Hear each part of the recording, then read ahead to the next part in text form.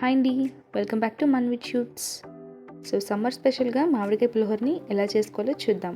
ముందుగా బాండీలో ఆయిల్ వేసుకోవాలి.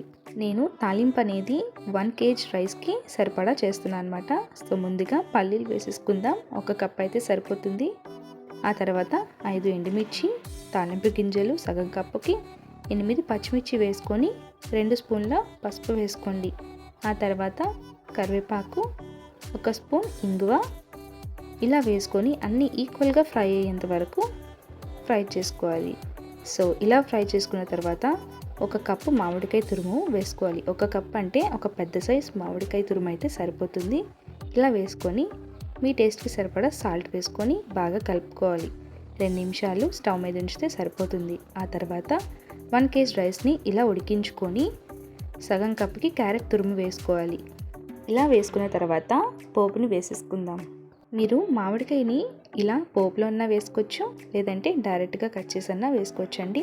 ఇలా పోపు వేసుకున్న తర్వాత అంతా ఈవెన్గా కలుపుకోవాలన్నమాట. ఇలా కలుపుకొని కొత్తిమీరని సన్నగా తురుముకొని ఇలా వేసుకోండి. ఇలా వేసుకున్న తర్వాత కలుపుకోవాలండి. సో మీకు ఫ్రీగా అయితే హ్యాండ్తో కలుపుకోవచ్చు, లేదంటే గరిటెతో అన్నా కలుపుకోవచ్చు.